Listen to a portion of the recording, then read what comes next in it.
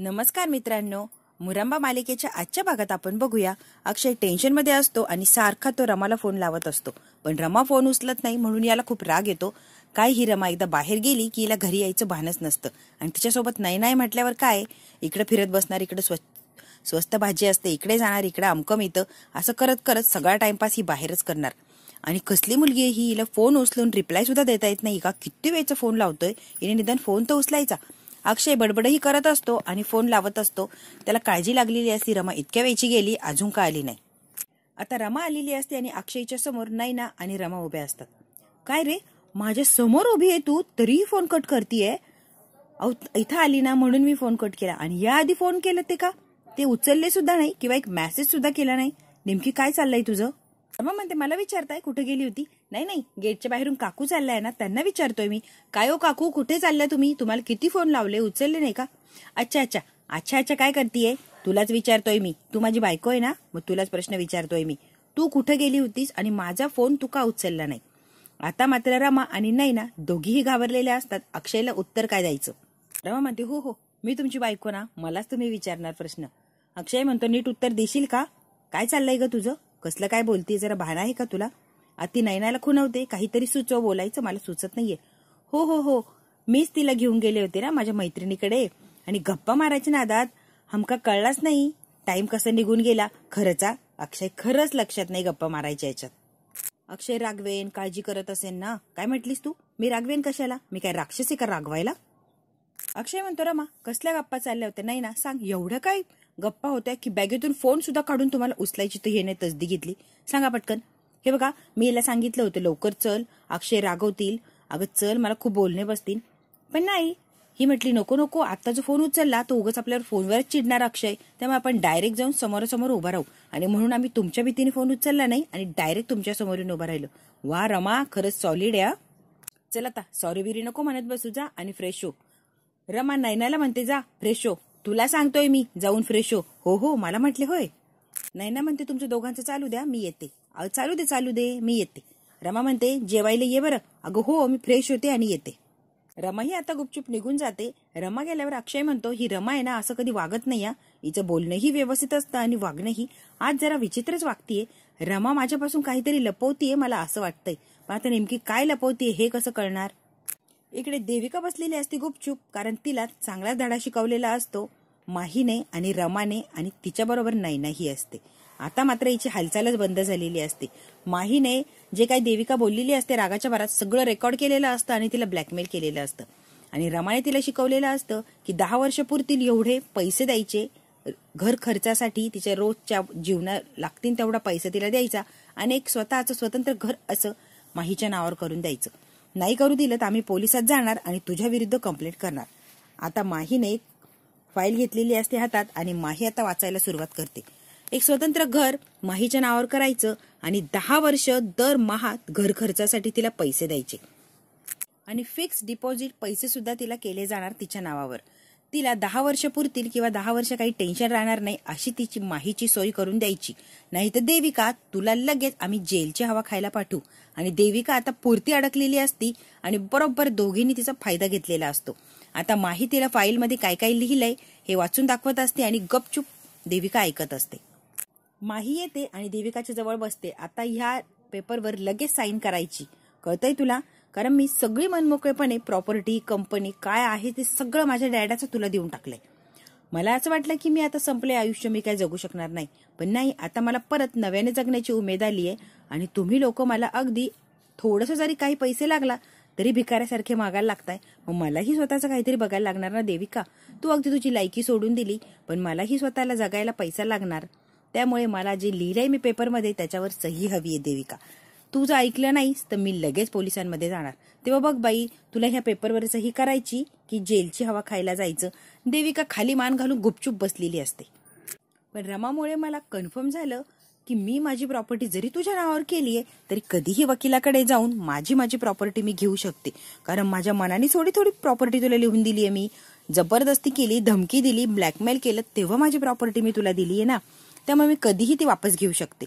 आणि हे बघ, आता लक्षात आलंय ना सगळं, तर पटकन सही कर आणि मोकळी हो बरं देविका. रमा आहे ना ग्रेट आहे. तिच्यामुळे मला राहायला स्वतःचं हक्काचं असं घर मिळणार आणि सर्वाय करायसाठी पैसाही मिळणार. माझ्या दोन्हीही मेन गरजा तिच्यामुळे पूर्ण होणार आहे. खरंच थँक्स यार, किती मोठा सल्ला देऊन गेलीस तू. माझं काय काम केलंय ना रमा, तुला कल्पना सुद्धा नाहीये. देविका पुरती अडकलेली असते. ही जेव्हा फोर्स करते की सही कर, देविकाला नाविलाजाने सही करायलाच लागते. आणि जे हवंय ते आता माहीला मिळालेलं असतं.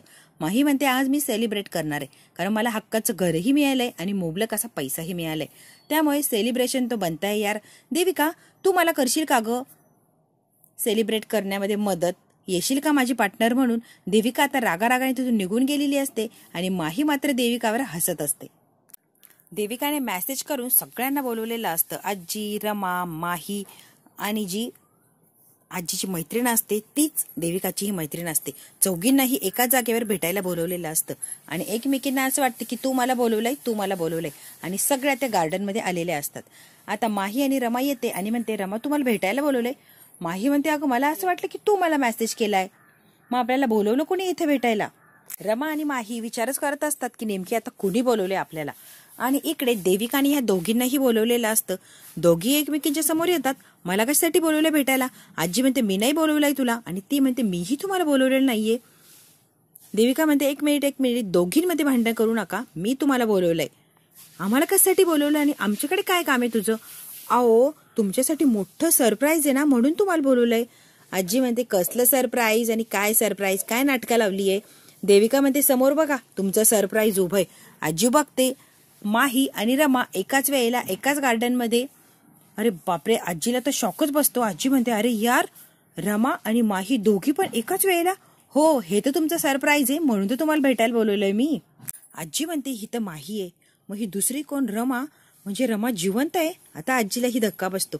आजीची मैत्रीण म्हणते ओ अच्छा, म्हणजे त्या दिवशी पार्टीमध्ये एकीला बोलता आलं नाही तर तिच्या जागेवर दुसरी आली होती आणि ती फाडफाड इंग्लिश बोलली.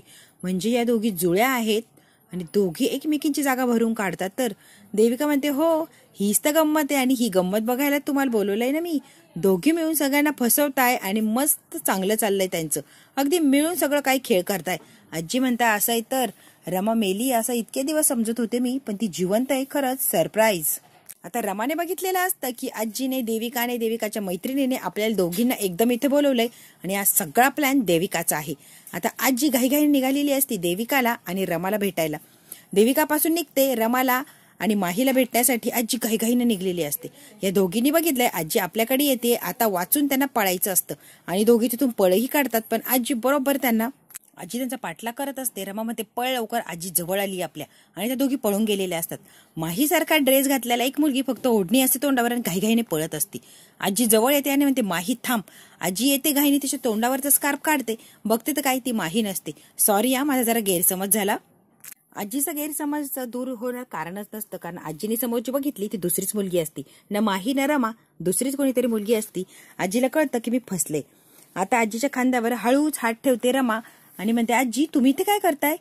मला तू सांग, तू रमा आहे की माही आहे. आजी असं काय विचारताय, मी माही आहे. खरं सांग, तू माझा गोंधळ उडालाय. अहो हो, मी माही आहे तुमच्या समोर. मग आता तू अशी बोलत होती ती कोण होती. अहो ती माझी चाळीतली मैत्रीण, म्हणजे रमाच्या चाळीतली मैत्रीण. मी भाजी घ्यायला निघाले, अचानक मला भेटली, मग तिशी बोलायला लागलं मला. इतके प्रश्न विचारले आजी तिने, इतके प्रश्न विचारले की तिला वाटलं मी रमा आहे. प्रश्न विचारून अगदी भंडावून सोडलं होतं. आजी पण तुम्हाला काय वाटलं. अगं मला काहीतरी वेगळाच संशय आला होता. अगं मला वाटलं रमा आली परत. छे, रमा आली तर ती तुम्हाला भेटणार, तुमच्या घरी येणार, तिचा आणि माझा काय संबंध. आणि जरी ती आली तर मी तुमच्या घरी कशाला थांबणार. मी माही बनून आयुष्य जगणार ना, तुमच्या घरी थांबण्याचा प्रश्नच नाहीये. त्यामुळे कसलाही विचार करता आणि कसलेही गैरसमज घेऊन राहता आजी तुम्ही. कसं बसं आजीला तिथून घालून दिलेलं असतं. आजीला तर शंका आलेली असते, पण समोर काही दिसत नाही, त्यामुळे आजी नावेलाजाने तिथून निघून जाते. आजी गेल्यावर रमा म्हणते देविका आणि नील दोघं जण सत्य उघड करू पाहताय का. आता दोघांचा बंदोबस्त तर करायलाच लागणार आहे. काही एक झालं तरी त्यांना जे हवंय ते होऊ द्यायचं नाही आणि माझं आणि माहीचं सत्य कोणाच्या समोर आणायचं नाही. आता बघतेच या देविकाला आणि नीलला कसा धडा शिकवायचा. हे बघ माही, तू टेन्शन घेऊ नको ग. आई आजींना काही कळालं नाहीये, आणि जरी आई आजींना कळालं ना तर त्यांना माहितीये काय रिअल फॅक्ट आहे आणि सांगूनही काय होणार आहे त्यांच्या अक्षयला त्रास. त्यामुळे त्या कुणालाही काही सांगणार नाही आणि त्या सुद्धा आपल्या बाजूनीच असणार आहे. त्यामुळे तू टेन्शन घेऊ नको बरं माही. आणि बघ की आपण ऐन वेळेला तुझं स्कार्फ आणि जॅकेट त्या मुलीला दिलं म्हणून आपण वाचलो. हो ग रमा, खरंच छान आयडिया लढवली हा. माही म्हणते आय नो. आणि तुला माहिती आहे का रमा, या सगळ्यांमध्ये कुठली छान गोष्ट घडली आहे. मला स्वतःचं हक्काचं घर आणि मंथली पैसे मिळणार, त्यामुळे माझं टेन्शन गेलंय. नाही तर मला राहिलं घरही नव्हतं आणि एक एक रुपयासाठी त्या लोकांपुढे हात पसरायला लागायचा. पण रमा, तू आयडिया लढवली आणि मला घरही मिळालं आणि महिन्याला खर्चासाठी पैसेही मिळाले. थँक्यू, तुझे किती उपकार आहे. खरंच मी सांगू शकत नाही. माझ्यासाठी काय काय करते ना रमा तू. खरंच माझ्या डोक्यातच आलं नव्हतं की देविकाकडून भांडून आपण पैसे घेऊ शकतो. आणि मी जरी भांडले असते तरी देविकाने इतक्या सहजासहजी मला पैसे मुळीच दिले नसते. तू आयडिया लढवली म्हणून ती कामाला आली. खरंच थँक्यू रमा. माही म्हणते मला खूप छान वाटतंय. हक्काची जागा मी आली आहे आणि हक्काच्या जागेवर शेवटी रिलॅक्स होऊ शकते मी. कोणाचं बंधन राहणार नाही, टेन्शन राहणार नाही, कुणाची माझ्यावर नजर राहणार नाही. अगदी माझी माझी मी जगू शकते. रमा म्हणते हो खरंच थँक्यू. आणि तुलाही थँक्यू की तू स्वतःची लाईफ जगतीये आणि माझ्या आयुष्यातून हळूहळू थोडी बाजूला जातीये. मला आणि अक्षयला संसार करण्याची थोडी तरी तू जागा दिली. खरंच थँक्यू माही. इतकं मोठं मन दाखवलंस तू. थँक्यू कसली म्हणतेस ग. तुझं जे होतं तेच तुला दिलंय ना रमा मी. रमा म्हणते आता तू फायनली तुझ्या घरी व्यवस्थित राहा. मला खूप आनंद होणार आहे माही. काहीही लागलं तर कॉन्टॅक्ट कर. माही म्हणते आय मिस यू. घरातल्या प्रत्येकाला मिस करणार आहे मी. रमा म्हणते ते फक्त माझ्या घरातले नाहीये, तुझ्याही घरातले आहेस की. तू त्यांच्यासोबत राहिली, तुलाही लळा लागला, त्यांच्यावर प्रत्येकावर तू प्रेम केलंय, त्यामुळे तुझ्याही घरची लोक आहेत ती. फक्त काय रमाच्या घरची लोक नाहीये. माही एक गोष्टीने बरंच या, तुला अक्षय काय आवडत नाही. अगं ते तसेच आहे मिरचीचा ठेचा. आता माही रमाकडे बघायला लागलेली असते, कारण माहीला अक्षय किती आवडतो हे फक्त माहीलाच माहिती असतं. रमा म्हणते अगं त्यांचा स्वभाव तसा आहे, पण मला कसं आहे ना सवय झाली आहे ना, त्यामुळे त्यांच्या बोलण्याचं वागण्याचं मला काही एक वाटत नाही. माही आता तुला त्यांचा त्रास होणार नाही, त्यांचं बोलणंही तुला ऐकून घ्यायला लागणार नाही. माही आता डोळ्यातलं पाणी पुसते आणि हसून रमाकडे बघत असते. आजी आता घरी आलेली असते आणि आजी सगळीची घटना घडून गेलीये. गार्डन मधली घटना, घरी जेव्हा डॉक्टर आले ते, हॉटेलमध्ये जेव्हा रमाची धांदली उडाली, इंग्लिश बोलायला लावलं, सगळं सगळं आजीला एक एक करून आठवत असतं. आणि सगळ्या आता आजी अशी जोडायला लागलेली असते की नेमकी सगळी घटना काय चालली आणि मी फसले की खरं चाललंय तेच आहे. मी कुठे फसले नाही, जे आहे तेच मला दिसले. आजी आता सगळ्या गोष्टींचा बारीक विचार करत असते. नेमकी कसं कसं काय काय घडलं हे बघत असते. कुठेतरी आजीला शंका असतेच, पण ती कन्फर्म करत असते. सीमा म्हटलेली असते की मी माहीला रमा म्हणून आवाज देते, पण एकटी असल्यावर मी तिला माहीच म्हणते. पण अलीकडे असं होतंय ना, एकटी असू किंवा सगळ्यांमध्ये असू, मी तिला आपली रमाच म्हणते. मला ही सवय झालीये. पण रमा म्हटल्यावर डायरेक्ट ती ओ देते. हो म्हणजे अगदी रमा असल्यासारखं वागते ती. तुम्हाला माहिती आहे काही. आजी म्हणते तरी मला शंका होतीच, पण आता देविकाने दाखवलंय ना, आता कन्फर्म झालंय की ती रमा आणि माही दोघी ऍटलिस्ट एकाच वेळेला बघितली आहे मी. माझी चांगलीच खात्री पटली आहे. आणि तरीही मला रमाचं वागणं थोडं खटकायचंच. अगदी परफेक्ट माही म्हणून ती रमासारखंच वागायची. मी म्हणायचे इतकं कसं कोणाची कॉफी करू शकतं. अगदी परफेक्ट रमा झाली होती अशीच ती वागायची. पण मला असं वाटतंय की माझ्याकडे जी राहतीये ती रमाच आहे माझी. आजी आता विचार करत असते. तितक्यात तिच्याकडे मयुरी म्हणते आजी मला अर्जंट बोलायचंय तुझ्याशी. नंतर बोलू नंतर. आजी टेन्शन मध्ये असते. मला आत्ताच बोलायचंय, खूप महत्वाचं आहे आजी, तुला ऐकायलाच लागणार. बोल बाई बोल, तुला काय बोलायचंय. आजी या घरात मला काही स्थान नाही. माझ्या पोरीला मी हॉस्टेलवर ठेवलंय आणि या घरात मला कोणी विचारत नाही, कसल्या डिमांड देत नाही, काही चौकशी करत नाही. मयुरी अर्जंट म्हणून तुला हे बोलायचंय का. अगं मी टेन्शन मध्ये, मी कसला तरी दुसराच विचार करतेय आणि तू हे घरानं घेऊन काय बसलीये. तुला कळतंय का कधी काय बोलायचं. आजीला आधीच रमाचं आणि माहीचं टेन्शन आलेलं असतं, त्यात भर आता ही मयुरी घराणं करत असते. हे बघ आता माझ्या डोक्यात खूप काही प्रश्न आहे आणि या घरात या विषयापेक्षाही अजून मोठे मोठे प्रश्न आहेत. ते प्रश्न मला आधी सोडू दे मयुरी. ते प्रश्न सुटले की आपण तुझा काय प्रश्न आहे त्याच्यावरही विचार करू. हो ना, तू कशाला माझ्याकडे लक्ष द्यायला लागले. सगळ्यांसारखी तुलाही मी महत्वाची वाटत नाही ना. आणि मी तुझ्याशी बोलायलाच का आले. मला माहिती होतं तू मला उडवून लावणार आणि उडवाउडवीची उत्तरं देणार. चल या घरात कुणालाच काळजी नाहीये, तशी तुला सुद्धा काळजी नाहीये, कुणाला माझं देणं घेणं आहे. आणि आता मयुरी रागारागाने तिथून निघून जाते. आजी म्हणते मला कुठेतरी शंका आलीच होती. आजी म्हणते माझे डोळे धोका देणार नाही, कारण माझी नजर अजून खूप चांगली आहे आणि माही बरोबर मी रमालाच बघितलंय याची मला खात्री आहे, तेही 100%. रमा आणि माहीच होत्या त्या दोघींनी फसवून मात्र मला उडवाउडीची उत्तरं दिली, पण ती 100% माही आणि रमाच होत्या. आजीच्या डोक्यात आता फिट झालेलं असतं की एकाच वेळेला मी दोघींना बघितलंय. नैना बाहेर रमाची वाट बघत थांबलेली असते. रमा घाईघाईने येते आणि म्हणते नैना आज आम्ही पुरतं अडकलो होतो. काय झालंय माझी बाई. अगं आजींनी मला आणि माहीला एकत्र बघितलं एकाच वेळेला. अगदी त्यांनी पकडलंच होतं. पण हे बघ, मी सावरून घेतलं त्यांना. मी त्यांना काय उत्तर द्यायचं ते दिलं आणि ती वेळ मारून नेली. आता रमा टेन्शनमध्ये आलेली असते आणि रमाचं बोलणं ऐकून नाही ही टेन्शनमध्ये आलेली असते. रमा म्हणते, नाही ना, हे आलेत ना. हो आलाय की, चल मी आज त्यांच्याजवळ जाते. नाही तर यांना असं वाटायचं की आपली बायको सतत घराच्या बाहेर असते आणि माझ्याजवळ तर अजिबात नसते. तिचं काहीतरी चाललंय ही शंका त्यांच्या डोक्यात पक्की बसणार. चल चल आज त्यांच्याकडे जाते. आणि रमा आता निघून गेलेली असते आणि नैना बाहेरच विचार करत थांबलेली असते. नैना म्हणते, ह्या रमाला माहित नाहीये ही म्हातारी दिसती तशी नाहीये, दिसतं तसं नसता म्हणून तर जग फसता. इकडे मात्र रमा घाईघाईने अक्षयच्या रूममध्ये आलेली असते. अक्षयचं काहीतरी काम चालू असतं. अक्षय रमा बोलतच असतात. कुठे गेली ग रमा, तू कुठे गेली होती इतका वेळ? अहो भाजी आणायला गेली होती मी. हे दोघं काहीतरी अजून चर्चा करणार तितक्यात जानू आलेली असते तनतन करत. आणि मला आहे ना हल्ली ह्या बेबीचं काही कळतच नाहीये. कसा वागतोय हा बेबी, अगदी बेफाम वागतोय. त्याच्या वागण्याला बोलण्याला काही धरबंधनच राहिलेलं नाहीये. डायरेक्ट मला म्हणतो की मी आता आबीसारखंच वागणार आहे. आबी जसं वागतो ना तसंच वागणार. मीही कुणाचं काही टेन्शन घेणार नाही, मीही कुणाचा विचार करणार नाही. मला हवं तसं वागणार. बेबी इतका चिडलाय बेबी. आणि काही एक बोलतोय, कुणाचं काही ऐकून घ्यायला तयार नाहीये. ह्या बेबीचं आहे ना खरंच मला आता कंटाळा यायला लागलाय. असं काय वागतोय आणि इतका विचित्र वागतोय ना बेबी की बस. रमा तिची समजूत काढते. अक्षय तिच्याकडे आश्चर्याने बघत असतो. ही आली आणि धाड धाड धाड बोलायलाच लागली. रमा म्हणते, तुम्ही जरा शांत होता का? तुम्ही काय टेन्शन घेताय? आता नाही ना चिडचिड करते. अक्षय म्हणतो, हे बघा दोघीही शांत बसा, मी दादाशी बोलतो, दोघींनाही बोलायची गरज नाहीये. अगं मी बोलतो तोपर्यंत जानू चिडचिड करत तिथून निघून गेलेली असते. जान्हवीला काही सांगायचं बोलायचं तितक्यात तिथून ती निघूनही गेलेली असते. रमा अक्षयला म्हणते, यांचं काय चाललंय नेमकी, काही कळालंच नाही. आल्या धाडधाड बोलल्या आणि काही ऐकून न घेता निघूनही गेल्या. ती जाते नाही तर कुठे लगेच आभ्या आलेला असतो आणि आभ्या म्हणतो, आता आहे ना घरात महायुद्ध होणारा. हे बघ दादा जे वागतोय ना अजिबात आवडत नाहीये मला. भांडणं म्हणजे भांडणंच होणार आहे आमच्यामध्ये. आणि मी ऑफिसमध्ये यायचं की नाही, काम करायचं की नाही, मला वाटेल तेव्हा मी निघून यायचं, हे माझा प्रश्न आहे. म्हणून दादा मला शिकवणार, दादा मला काय काय ते बोलणार. आणि दादा का असं वागतोय, आमच्यामध्ये सॉलिड भांडणं होणारा. आता अक्षयला आणि रमाला अजून एक टेन्शन आलेलं असतं. अभि येतो, तोही बोलायला लागतो. तो कुणाचं ऐकत नाही, काही नाही. त्याला काय वाटतंय ते सांगून तो मोकळा झालेला असतो. मला कंटाळा येतो, मी लवकर निघून येतो आणि माझ्यासारखं सेम टू सेम हा दादा वागतोय. माझी कॉफी करतोय का, माझी नक्कल करायला जातोय का तो, आणि हा असं का करतोय. मला जे वाटतंय, माझ्या मनाला जे वाटतंय छान ते मी करतोय. मला कसं वागायचं, काय वागायचं हा दादा शिकवणार आहे का मला. हा असं का वागतोय मला कळेल का जरा. अक्षय म्हणतो, हा काय बोलतोय, ती जानू काय बोलून गेली, मला काही एक कळत नाहीये, माझाच गोंधळ उडालाय. अरे मी सांगतोय ना तुला अक्षय, तू लक्ष नाहीये का.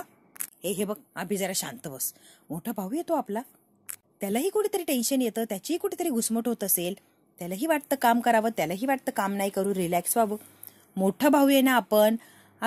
आपण दोघांनी त्याला समजून घेतलं पाहिजे एक्झॅक्टली त्याला काय होतंय. हो त्याची घुसमट कुठं असते रे. येतो आणि धाड धाड धाड मला लेक्चर देत असतो. मला लेक्चर देताना घुसमट होत नाही का त्याची. काहीतरी कामात असला, त्याला स्वतःचं टेन्शन असलं की त्याची घुसमट होते का. मला लेक्चर द्यायला बरं घुसमट पळून गेलेली असती.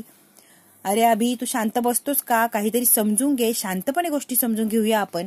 अभि काय ऐकायला तयार नसतो आणि तो एकदा सुटला की बोलतच सुटलेला असतो. हे बघा तो जो मला उत्साहायला करत असणार तर 100% घरामध्ये भांडणं होणार. अक्षय म्हणतो, अभि तुला का तो उस्कवीन आणि का भांडणं करण्याचा प्रयत्न करील. अरे त्याला जे वाटतंय तो बोलतोय. हे बघ तुला काही माहित नाहीये तो माझी कसं वागतो ना, फक्त मलाच माहितीये. आता अक्षयला आणि रमाला टेन्शन आलेलं असतं. आता नेमकी समजूत कुणाकुणाची काढायची. आधी जानू येऊन गेलेली असती, जानू नंतर अभि येतो आणि आता बाहेर दादा मोठ्या मोठ्याने बोलत असतो आणि नको ती बडबड करत असतो. ह्याचं टेन्शन मात्र अक्षयला आलेलं असतं. मी कुणाकुणाला समजून घेऊ आणि कुणाकुणाला शांत बसू. इकडे आता बाहेर दादा सुरू झालेला असतो आणि इतकी बडबड करत असतो की बस. मोठेपणा नकोय, मोठेपणाची जबाबदारी नको, लेक्चर नको, मला काही एक नकोय. अरे यार मोठा आहे म्हणून काय मी बांधून घेतलंय का. सगळ्यांना समजून घ्यायचं, सगळ्या जबाबदाऱ्या पार पाडायच्या. आता मला कुठली जबाबदारी पार पाडायची नाहीये, मला हवंय तसं वागायचंय. आता रमा अक्षयला खुणवते की जा आणि बाहेर काय चाललंय ते बघा. दादाला आधी शांत करा, मग आपण बसून काय तो प्रॉब्लेम सॉल्व्ह करू. आता अक्षय आणि रमा घाईघाईने आलेल्या असतात आनंदची समजूत काढायला. अक्षय म्हणतो, दादा मी काय म्हणतो ऐकून घेतो का जरा. अनंत म्हणतो, मला जबाबदारी वागायचं नाहीये, सगळ्या जबाबदाऱ्या झुगारून टाकायच्या, कुणाचा विचार करायचा नाही, मला हवंय तसं वागायचंय. अगदी फ्री बर्ड, स्वतःला वाटेल मनाला वाटेल तसं उडायचंय, तसं वागायचंय, कुणाचा एक विचार करायचा नाही. आता मात्र मयुरी टाळ्या वाजवायला लागलेली असते आणि म्हणते, वा वा वा वा वा किती छान चाललंय ना या घरात. वा वा वा काय छान चाललंय रे घरात. कुणी कुणाला किंमत देत नाही, जे हवंय ते मस्त मनाला येईल तसं वागताय. कुणाचं धरबंधन नाही, कुणाचं धाक नाही, कुणाचं टेन्शन नाही. प्रत्येकाला हवं तसं आपल्या घरात काय मस्त चाललंय रे. फक्त माझा कोणी विचार करत नाही. मी पडून राहते आपली अडगळीच्या खोलीत एका कोपऱ्यात, कारण माझं कोणी विचार करतच नाही ना. आणि कुणाला काय देणं घेणं आहे माझं. प्रत्येक जण आपली लाईफ अगदी आनंदात जगतंय. आता मयुरी कशी जगतीये, काय जगती, कुणाला काही देणं घेणं आहे का. अक्षय म्हणतो, ताई आता तू काय सुरू झालीये मध्येच. आनंद चिडतो आणि म्हणतो, मुकादमांची तक्रार पेटी बोलली, तक्रार पेटीचं बोलणार नाही तर कसं होणार. दादा तू ना. आता आनंद चिडतो आणि म्हणतो, एकदम आवाज बंद करायचा, अजिबात एकही शब्द बोलायचा नाही. अभय म्हणतो, वा वा वा वा, लागला का हा बोलायला. आनंद त्यालाही येतो आणि बोलायला लागतो. अक्षयचं मात्र आता डोकं फिरलेलं असतं. सगळ्यांची भांडणं मिटवता मिटवता अक्षयच्या नाकीने वालिले असतात. कुणाला समजून सांगू आणि कुणाच्या बाजूने उभा राहू. आनंद म्हणतो, वा आता ह्या जबाबदाऱ्या पार पाडता पाडताय ना, खरंच माझं डोकं फुटलंय. मी कुणाचीही बाजू घेणार नाही आणि कुणाच्याही बाजूने उभा राहणार नाही. प्रत्येकाने आपली आपली बाजू घ्यायची, आपल्या आपल्या अडचणी स्वतः सॉल्व्ह करायच्या. मी कुणाच्याही बाजूने उभा राहणार नाही किंवा कुणाचे प्रश्नही सोडवायला जाणार नाही. आनंद म्हणतो, ही मयुरी सतत तक्रार करते. तक्रार पेटी अगदी गच्च भरलेली असते तक्रारीसाठी. आणि हा अभ्या सतत जलस होणार. कोण काय वागतंय, कोण काय नाही, प्रत्येकाची बरोबरी करत राहणार. अरे मी थकलोय सगळ्यांना सांभाळता. आता मात्र कुणाला काही सांभाळायचं नाहीये. ह्या अनंतला स्वतःसाठी जगायचंय. आणि तू अक्षय आदर्श मुलगा, या घरातला आदर्श मुलगा म्हणून उभा आहे तू. आणि सगळ्यांचा लाडका. प्रत्येकाच्या तोंडात अक्षय अक्षय अक्षय. बापरे, अक्षय खरंच इतका सॉलिड कसा वागू शकतो रे तू. आभ्या लगेच अक्षय लखून होतो, बघ माझी कॉफी करतोय तो. मी जसं बोललो वागलो ना, अगदी तसंच सेम वागण्याचा प्रयत्न करतोय. हा मुद्दाम करतोय का मला चिडवायला. आनंद म्हणतो अक्षयला, हे बघ तुझ्या इतका स्मार्ट नाहीये मी, आणि तू काय करतोय तसं मी वागूही शकत नाही, बोलूही शकत नाही. तू वेगळाच आहे रे अक्षय, त्यामुळे तुझी बरोबरी तर मी कधीच करू शकत नाही. आणि काल माहितीये का, अभि अगदी बरोबर बोलला. या घरात मला काडीचीही किंमत नाहीये, आणि खरंच या घरात मला कोणी विचारतही नाही, आणि काडीची सुद्धा किंमत नाहीये. अक्षय सगळं ग्रेट आहे ना बाबा, तूच आहे. अभिचं मात्र मध्ये मध्ये खुनवायचं काम चाललं असतं. हा माझी कॉफी करतोय, मी तुला जे बोललो अगदी तसंच बोलतोय हा. अक्षयचं मात्र आता फजिती झालेली असते. कुणाकुणाचं आणि काय काय ऐकून घेऊ. अरे अक्षय, तुझ्या चुका सगळे पोटात घालतात रे. तू काही एक कर, सगळे पोटात घालतात. आणि इनफॅक्ट तुला जर काही अडचण आली ना अक्षय, अख्खं घर तुझ्या मदतीला धावतं. पण मी काय रे, एक चूक काय एवढीची जरी चूक केली तर सगळं घर मला बोलायला येतं, मी कसा चुकीचा आहे हे ठरवायला येतं. तू मात्र लकी आहेस बाबा अक्षय. मला एकही चूक करण्याची मुभा नाहीये. कायम शहाणा बाळ, गुड भाऊ, एक जबाबदार व्यक्ती, घरातला मोठा मुलगा, सगळ्या जबाबदाऱ्या मात्र मीच पार पडायच्या. चूकही करायची मुभा नाही, धिंगाणाही घालायची नाही. अगदी सिरियसली आणि सेन्सिअर मोठा मुलगा म्हणून मला जबाबदाऱ्या पार पाडायच्या असतात नेहमी. अक्षय आता ओरडतो आणि सगळ्यांना म्हणतो, शांत बसा, काय लावलंय तुम्ही. अरे सकाळी सकाळी काय तमाशा मांडलाय. आनंद मात्र राग आता बाहेर गेलेला असतो. अक्षय सगळ्यांना बोलतो, शांत बसायला लावतो, आणि अक्षय आता आनंदची समजूत काढायला त्याच्या मागे जातो. इकडे जानू रमाचा हात पकडते. हा ठीक असेल ना, माझ्या बेबीला काय झालं असेल, माझा बेबी असं काय वागतोय, सगळं काही व्यवस्थित होणार ना. रमा म्हणते, जान्हवी ताई तुम्ही टेन्शन घेऊ नका, होतील गोष्टी नीट. आणि हे बघा, ते थोडं टेन्शन मध्ये आता नॉर्मल झाले की सगळ्या गोष्टी छान होणार. खूप दिवस मनाविरुद्ध काही घटना घडत असतील की एक दिवस हा असा उद्रेक होतो आणि माणूस मनात काय येईल ते भडाभडा बोलून मोकळा होतो. त्यामुळे तुम्ही टेन्शन घेऊ नका बरं. हा भाग इथेच संपतो. पुढच्या भागात काय होणार आपण अगदी थोडक्यात बघू. आजी मात्र विचारच करत असते, रमा आणि माही नेमकी काय चाललंय.